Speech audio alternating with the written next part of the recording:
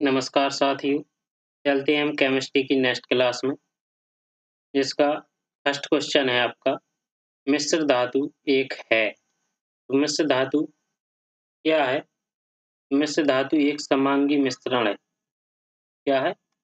मिश्र धातु एक समांगी मिश्रण है, जो आरआरबी जेईई में ये क्वेश्चन आया हुआ था 2019 में। तो इसमें आपको सभी प्रकार के क्वेश्चंस मिलेंगे। क्वेश्चन नंबर 2 है, आयरन का हीटिंग एलिमेंट बनाने के लिए निम्नलिखित में से किस पदार्थ का उपयोग किया जाता है? तो किस पदार्थ का हम उपयोग करते हैं इसमें? तो वो नाइक्रोम का करते हैं। किसका करते हैं? नाइक्रोम का। ऑप्शन नंबर 20 का राइट हो जाएगा। नाइक्रोम जो है, ये निकेल और इसमें क्रोमियम भी रहता है। लोहे के मिश्रण से बनती है ये। निकेल, क्रोमियम और लोहे के मिश्रण से बनती है ये मिश्र धातु, जो हीटिंग एलिमेंट बनाने के लिए हमें इसको उपयोग करना होता है। नेक्स्ट है क्वेश्चन नंबर 3, कांसा किसकी मिश्र धातु है? तो कांसा तांबा और टिन की मिश्र धातु है। इसकी तांबा जो है और टिन, इन दोनों की मिश्र धातु कांसा होती है। 88% इसमें तांबा होता है और कम से कम 12% इसकी टिन होती है इसमें मिश्र धातु में। स्थायी चुंबक बनाने के लिए प्रयोग की जाने वाली मिश्र धातु है। तो हमें स्थायी चुंबक बनाना है, तो उसके लिए कौन सी मिश्र धातु का हम प्रयोग करते हैं? तो हम एल एल निको का प्रयोग करते हैं। हमें स्थायी चुंबक बनाने के लिए एल निको का प्रयोग करना चाहिए। ऑप्शन नंबर 20 का राइट। जिन्होंने अभी तक पास्ट क्लास पिछली क्लास ना देखी हो, तो वो एक बार देख लें ज़रूर, बहुत ही इम्पोर्टेंट क्वेश्चंस हैं। और जो भी ये क्लास चल रही हैं, आपको रेलवे एग्ज़ाम की बहुत ही रेलवे का कोई भी एग्ज़ाम हो, उसके लिए बहुत ही महत्वपूर्ण है। जो प्रत्येक 10 से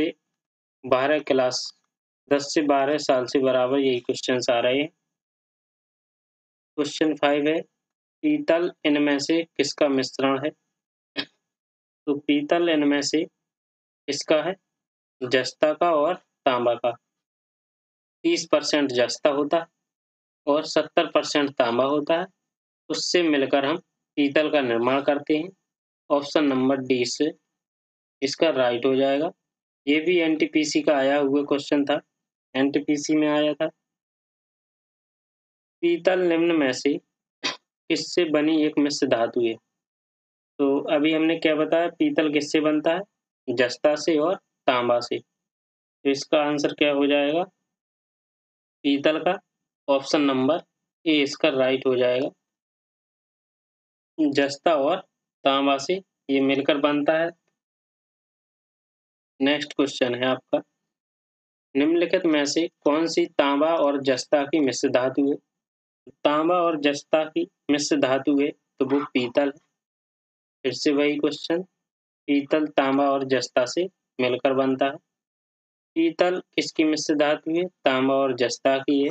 ऑप्शन नंबर ए इसका राइट हो जाएगा। निम्न में से कौन सी मिश्र धातु में टिन होती है? तो किसमें कौन सी मिश्र धातु में टिन होती है? तो पीतल में तांबा और जस्ता होता है। ठीक, तो इसमें मिश्र धातु में टिन होती है, तो वो आपका ऑप्शन नंबर बी जो है, शोल्डर जो है आपका, इसमें टिन होती है। क्या होती है? इसमें टिन होती है। नेक्स्ट क्वेश्चन है आपका, मिश्र धातु में टिन होता है, तो मिश्र धातु में टिन होता है कौन सी मिश्र धातु में? वो शोल्डर में होता है आपका टिन। ऑप्शन नंबर डी इसका राइट हो जाएगा, शोल्डर में टिन होता है। 1 और 2 रुपए के सिक्के किससे बनते हैं? तो 1 और 2 रुपए के सिक्के ये आपके हेरिटेक स्टेनलेस स्टील से बनते हैं। 1 और 2 रुपए के सिक्के जो बनते हैं, तो फेरिटिक स्टेनलेस स्टील से बनते हैं। निम्नलिखित में से कौन सी धातु पार धातु मिश्रण का गठन करती है? जब इसे किसी धातु के साथ मिश्रित किया जाता है तो यह पारा बनाती है। क्या बनाती है? मिश्र धातु के साथ मिश्रित किया जाता है तो पारा की प्राप्ति होती है। टोकाई के लिए किसका प्रयोग किया जाता है? तो इसके लिए हम इसका प्रयोग करते हैं सीसा एवं टिन की मिश्रित धातु का। इन दोनों के मिश्रण को हम उपयोग में लाते हैं। इन दोनों के मिश्रण का प्रयोग करते हैं टकाई के लिए। सीसा और टिन की मिश्र धातु को क्या कहते हैं? तो सीसा और टिन की मिश्र धातु को हम क्या कहते हैं? सोल्डर कहते हैं। सीसा और टिन की मिश्र धातु को हम सोल्डर कहते हैं। सोल्डर यानी टकाई। सोल्डर यानी टाँका किसके घटक? सोल्डर के जो घटक हैं तो वो क्या हैं इसके? तो सोल्डर के जो घटक हैं वो हैं आपके पीबी और एसएन। कौन है? पीबी और एसएन, सीसा और टिन है। असंगत युग्म का पता लगाएं। तो असंगत युग्म कौन-कौन से हैं? इसमें पता लगाना कौन से हैं? तो वो हैं मैग्नीशियम व रजत, स्टेनलेस स्टील, ये असंगत युग्म हैं। ऑप्शन नंबर डी इसका राइट हो जाएगा। स्टेनलेस स्टील बनाने के लिए निम्नलिखित में से किस धातु को क्रोमियम के साथ मिलाया जाता है? तो हमें स्टेनलेस स्टील बनाने हैं यानी सिक्के बनाने हैं। स्टेनलेस स्टील से सिक्के बनते हैं। तो उसके बनाने के लिए हमें किस धातु को क्रोमियम के साथ मिलाना चाहिए? तो हमें निकेल और लोहे, जो निकेल होता है, निकेल और लोहे को हमें क्रोमियम के साथ मिला देना चाहिए। ठीक। निम्नलिखित में से भिन्न को चुनें। इसमें से भिन्न कौन सा है? एल्यूमीनियम है, तांबा है, लोहा या पीतल है? तो क्या है? इसमें से भिन्न है आपका पीतल। कौन है? पीतल। ऑप्शन नंबर डी इसका राइट हो जाएगा। स्टेनलेस स्टील क्या है? स्टेनलेस स्टील क्या है? तो वो आपका मिश्र धातु है। स्टेनलेस स्टील एक मिश्र धातु है। इसमें लोहा लोहा होता है, कार्बन होता है, क्रोमियम और निकेल, इन सभी का मिश्रण पाया जाता है। तो ये कठोर भी होती है ज़्यादातर। इसमें जंग नहीं लगता। इसका उपयोग हम बर्तन बनाने में भी करते हैं और ब्लेड बनाने में और बल्ब भी बनाने में। स्टेनलेस स्टील का आविष्कार किसने किया था? तो स्टेनलेस स्टील का आविष्कार किसने किया था? तो वो हैरी ब्रियरली। किसने कहा था? किसने किया था? हैरी ब्रियरली ने स्टेनलेस स्टील का आविष्कार किया था। उच्च तापमान प्राप्त करने के लिए इलेक्ट्रिक तापन उपकरणों में सामान्यतः किसका प्रयोग किया जाता है? तो हम किसका प्रयोग करते हैं? तो वो एलॉय का प्रयोग करते हैं। किसका? एलॉय का। सोने को तांबे के साथ किसके साथ मिश्रित किया जाता है? तो सोने को तांबे के साथ हम क्या मिश्रित करते हैं? तो वो सोने के कठोर बनाने के लिए, किसके लिए? सोने को कठोर बनाने के लिए हम सोने को तांबे के साथ मिश्रित करते हैं। निम्नलिखित में से कौन सी मिश्र धातु 4 घटकों से बनी होती है? तो 4 घटकों से कौन सी मिश्र धातु बनी होती है? तो वो आपका नाइक्रोम। नाइक्रोम जो है ये 4 धातुओं से मिलकर मिश्र धातु नाइक्रोम बनती है। वो कौन है? क्रोमियम है, निकेल है, मैग्नीज है और लोहा है। जब लोहे को किसके साथ मिश्रित किया जाता है तब हमें स्टेनलेस स्टील प्राप्त होता है। तो जब हम लोहे को निकेल और क्रोमियम के साथ मिश्रित करते हैं तो हमें स्टेनलेस स्टील प्राप्त होता है। यदि 1 किलोग्राम मिश्र धातु में इतने कॉपर और इतना जिंक शेष निकल है तो मिश्र धातु में कॉपर की मात्रा कितनी होगी? तो इसमें कॉपर कितना है आपका?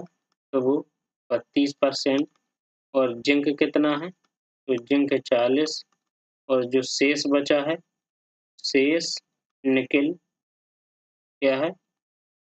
शेष जो निकेल है आपका, तो वो 28% बचा है आपका शेष निकेल।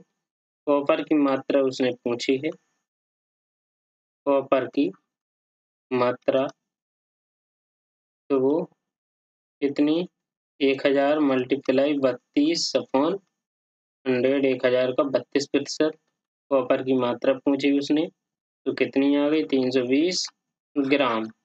ऑप्शन नंबर डी इसका राइट हो जाएगा 320 ग्राम। किसी मिश्र धातु की एक धातु यदि मरकरी है, कोई भी मिश्र धातु है उसकी एक धातु मरकरी है तो वह धातु कहलाएगी। क्या कहलाएगी? धातु। जैसे अमलगम, अमलगम मिश्र धातु की एक धातु है तो भी वह मिश्र धातु कहलाएगी। जो है कॉन्स्टेंटन, इन धातुओं को मिश्रित करके बनाया जाता है। तो हम कॉपर और निकेल का मिश्रण करते हैं और कॉपर और निकेल के मिश्रण धातुओं को मिश्रित करके बनाया जाता है। नाइक्रोम की संरचना क्या है? जो कि एक मिश्र धातु है। तो नाइक्रोम की संरचना क्या है? जो कि एक मिश्र धातु है। तो नाइक्रोम की संरचना है लोहा, निकेल और क्रोमियम और मैग्नीज भी होता है इसमें, तो ये नाइक्रोम बनता है। ऑप्शन नंबर 20 का राइट हो जाएगा आंसर। निक्रोम या नाइक्रोम किसकी मिश्र धातु है? तो निकेल की है, आयरन की है, मैग्नीज की है और क्रोमियम की है। तो ऑप्शन नंबर ए इसका राइट, निकेल है, क्रोमियम है, मैग्नीज है और आयरन है। ये नाइक्रोम बनता है। मैग्नीज, आयरन, क्रोमियम और निकेल। ब्रॉन्ज के अवयव क्या होते हैं? तो ब्रॉन्ज के अवयव क्या होते हैं? तो वो कॉपर और एसएन जो होता है टेन, एक, तो कॉपर और जो टेन है ये ब्रॉन्ज के अवयव होते हैं। निम्नलिखित में से किस मिश्र धातु में टिन नहीं होता है, यानी एसएन नहीं होता है? तो ऐसा कौन सी धातु है? पीतल जो है, पीतल में एसएन नहीं होती है,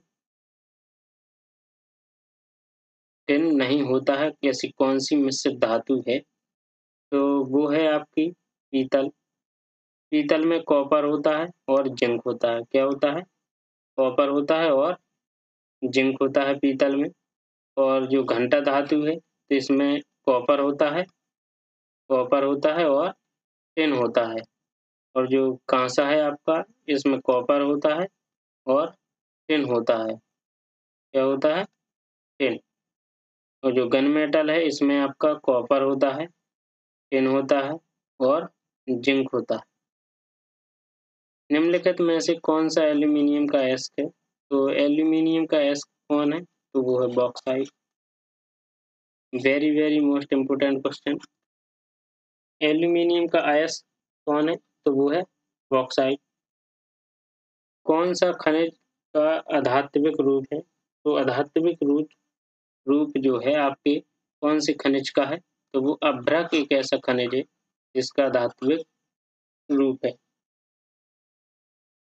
मेलाकाइट किसका एक अयस्क है? तो मेलाकाइट जो है आपका, तो वो तांबा का एक अयस्क है। किसका? मेलाकाइट तांबे का एक अयस्क है। इनमें से कौन सा तांबे का मुख्य अयस्क है? तो तांबे का जो मुख्य अयस्क है वो है आपका चैल्कोपाइराइट। चैल्कोपाइराइट है जो, ये आपके तांबे का मुख्य अयस्क है। एल्यूमीनियम धातु को केवल निम्नलिखित द्वारा निष्कर्षित किया जाता है। तो एल्यूमीनियम धातु को हम इसके द्वारा निष्कर्षित करते हैं, तो वो इलेक्ट्रोलिसिस के द्वारा हम निष्कर्षित करते हैं। कौन सी धातु केवल विद्युत अपघटन द्वारा निकाला जाता है? किस धातु को हम, तो वो एल्यूमीनियम धातु केवल विद्युत अपघटन द्वारा निकाली जाती है। विद्युत अपघटन द्वारा एल्यूमीनियम धातु को हम निकालते हैं।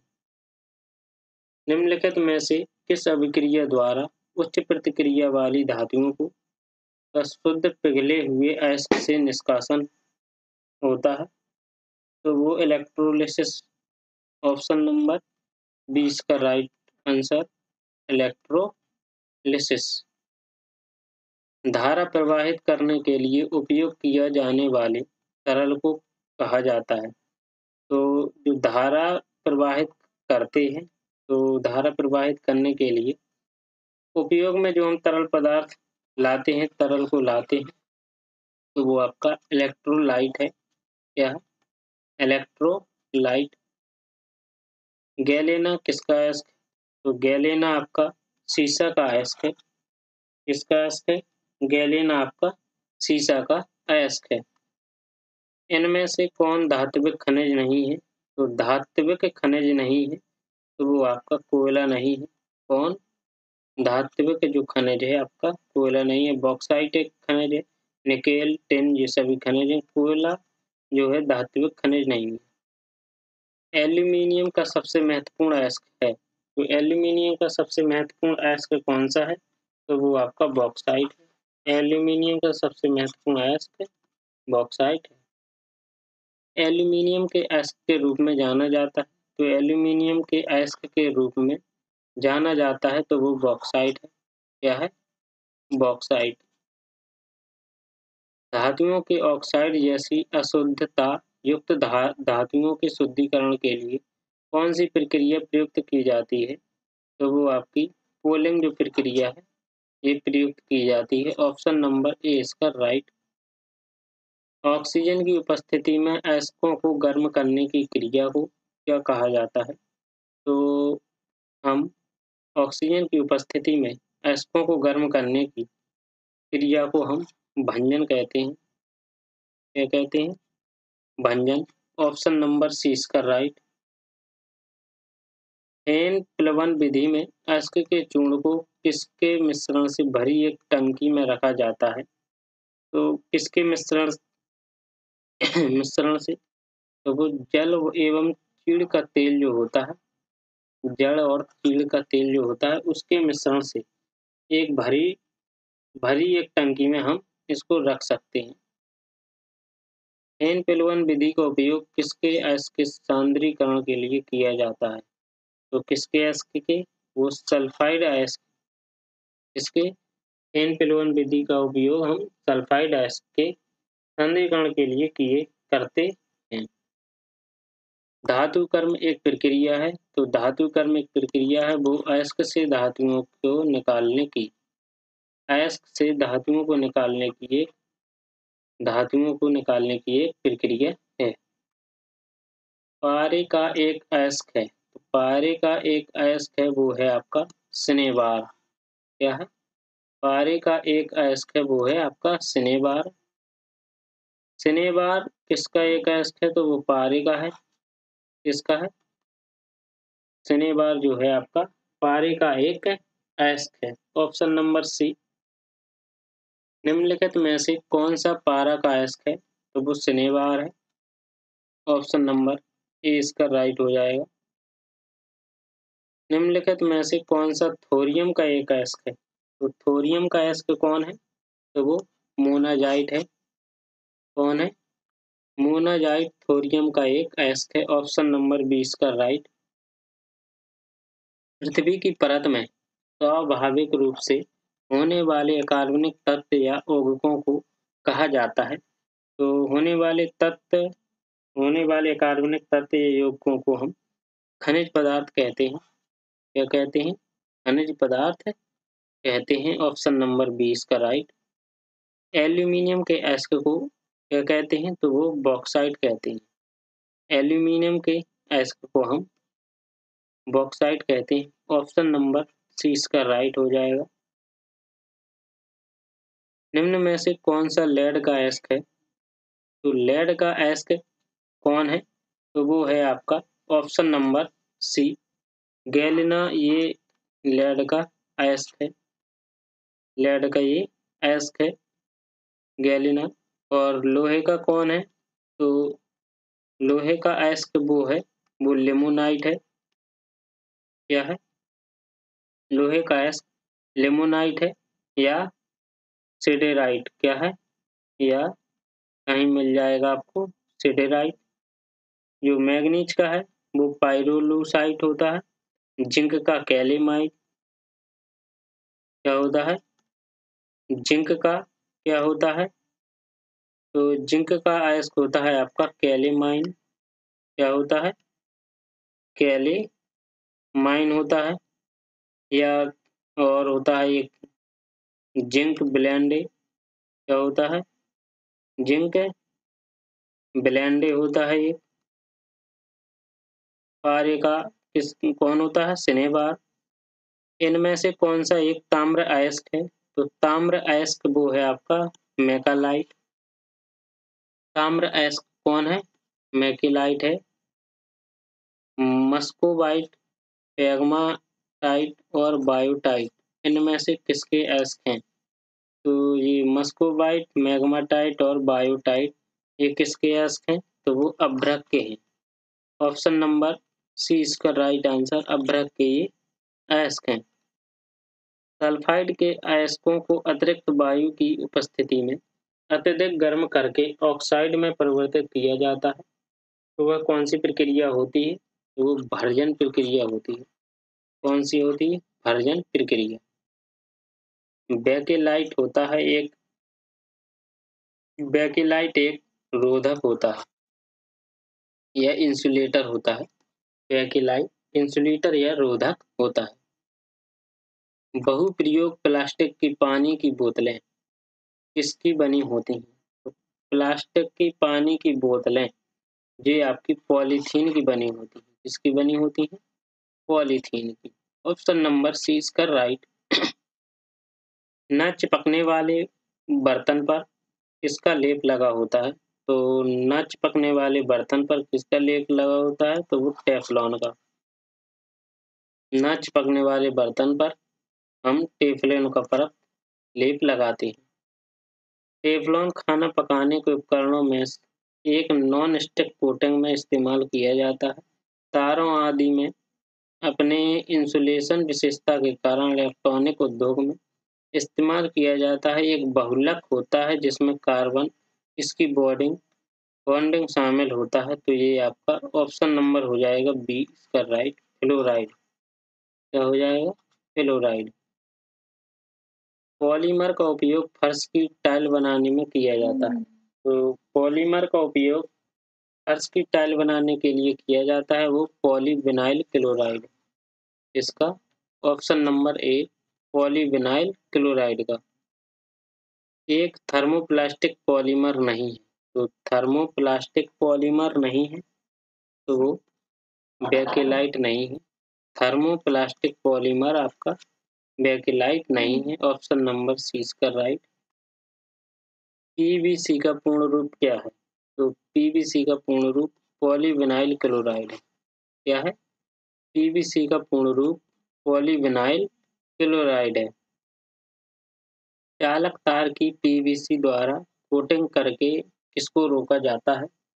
तो हम जो है चालक तार की पीवीसी द्वारा कोटिंग करके हम शॉर्ट को रोकते हैं। किसको रोकते हैं? शॉर्ट सर्किट को। ऑप्शन नंबर सी इसका राइट हो जाएगा। नायलॉन और पॉलिएस्टर जैसे रेसे जो रासायनिक पदार्थों से बने होते हैं तो वो कहलाते हैं, तो वो आपके सिंथेटिक फाइबर कहलाते हैं। क्या कहलाते हैं? सिंथेटिक फाइबर कहलाते हैं। प्लास्टिक में निम्नलिखित में से किसका उपयोग किया गया है? तो किसका उपयोग किया गया है? वो है आपका प्लास्टिक में पूछा उसने। ऑप्शन नंबर बी एथिलीन का हम उपयोग करते हैं। ऑप्शन नंबर 20 का राइट।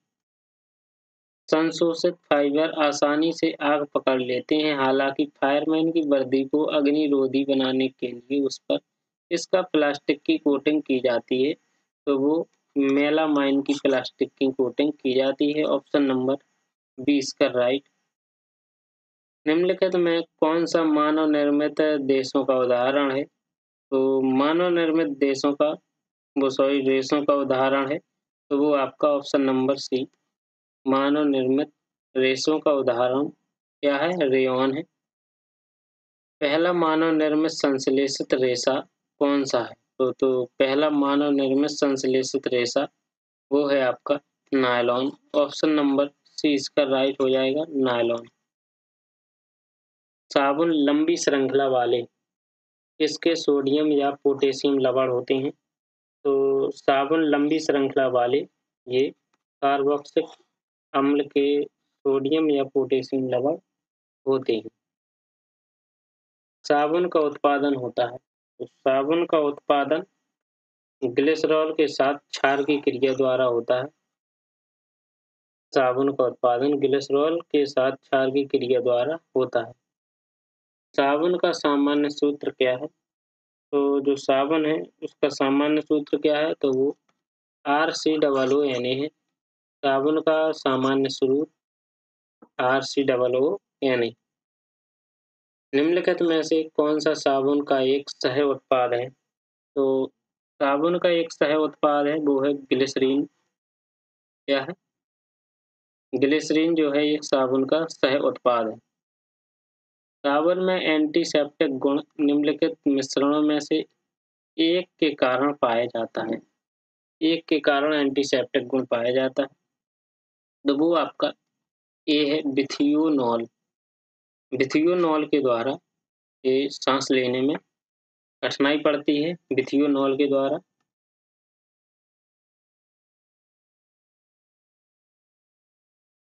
डिटर्जेंट किसे कहा जाता है?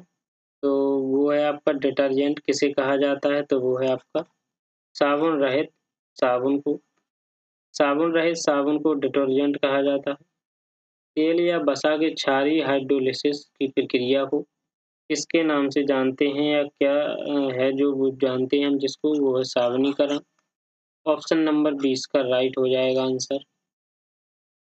सीमेंट का मुख्य घटक है, तो सीमेंट का मुख्य घटक क्या है? तो सीमेंट का मुख्य घटक SiO2 है। क्या है? SiO2। गरम शीशे को धीमे धीमे ठंडा करने की प्रक्रिया को क्या कहते हैं? तो गरम शीशा जो है उसके धीमे धीमे ठंडे होने की प्रक्रिया को हम स्त्रीलिंग कहते हैं। क्या कहते हैं? स्त्रीलिंग। ऑप्शन नंबर ए इसका राइट। इस उद्योग में कच्चे माल के रूप में चूने के पत्थर का उपयोग करते हैं। तो किस उद्योग में कच्चे माल के रूप में हम चूने के पत्थर का उपयोग करते हैं? तो वो सीमेंट। ऑप्शन नंबर 20 का राइट हो जाएगा, सीमेंट का उपयोग करते हैं। कांच का सबसे महत्वपूर्ण घटक है, तो कांच का सबसे महत्वपूर्ण घटक सिलिका है। क्या है? कांच का सबसे महत्वपूर्ण घटक सिलिका है। बारूद में मुख्य रूप से क्या शामिल होता है? तो बारूद में मुख्य रूप से आपका पोटेशियम नाइट्रेट शामिल होता है। क्या होता है? पोटेशियम नाइट्रेट शामिल होता है।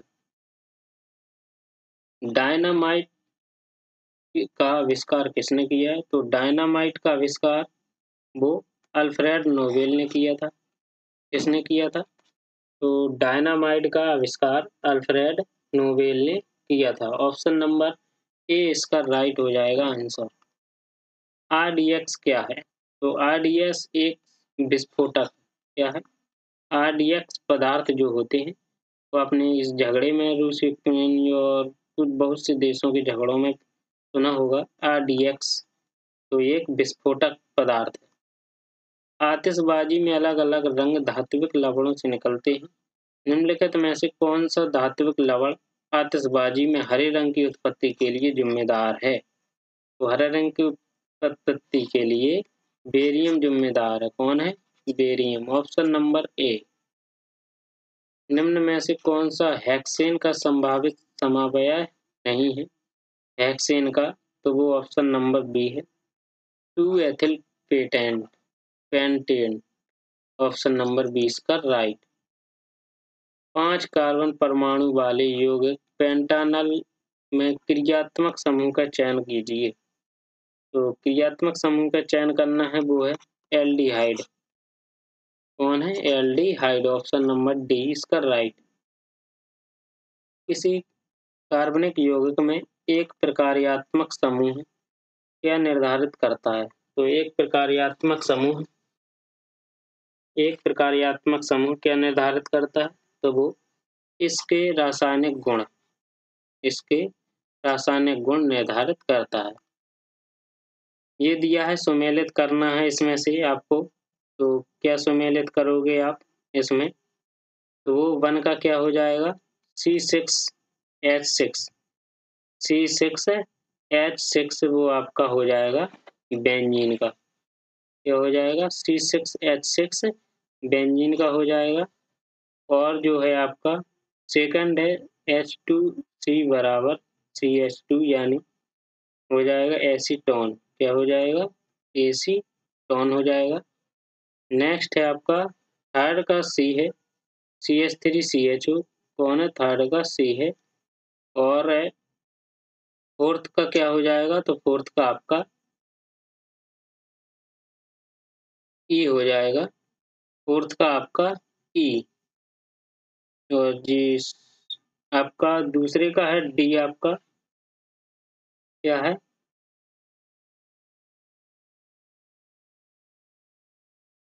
सुमेलित करना है, तो सुमेलित कीजिए। C6H6 का B हो जाएगा।